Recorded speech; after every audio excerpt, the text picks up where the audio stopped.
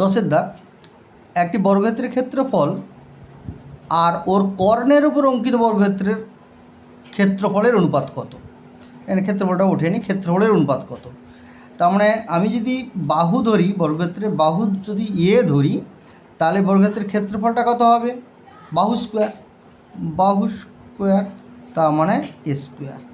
আর আমরা যদি ওই বর্গক্ষেত্রের কর্ণের সূত্র কি? কর্ণের সূত্র হচ্ছে √2 ইন্টু বাহু।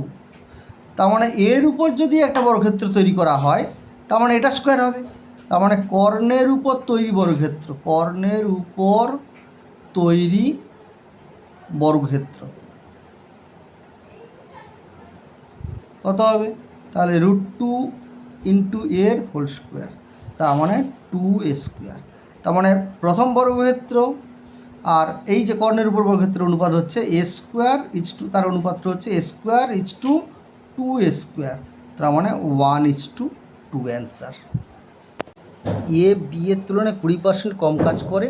যদি এ কোনো কাজ 7+1/2 ঘন্টা শেষ করে, তাহলে বি ওই কাজটি কত ঘন্টায় করবে? তার মানে এ বি, তাহলে বি কত? বি যদি 100 ধরি, তাহলে এ কত হবে? 80।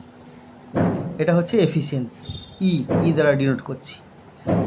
তার মানে এটাকে ছোটো করে নিই, এটা কত হচ্ছে 4, 5। তার মানে টাইম টেকিংটা কত হবে?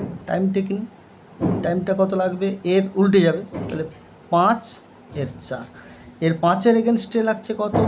7+1/2 ঘন্টা, তার মানে 15-2 ঘন্টা, 7+14 15-2 ঘন্টা। তার মানে কত দিয়ে গুণ করছি?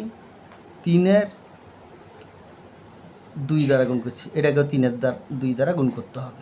তার মানে 2 দ্বারা কাটলে 2-2 4, 6, তার মানে 6 ঘন্টা লাগবে। তার মানে option number b is the correct answer, option number B.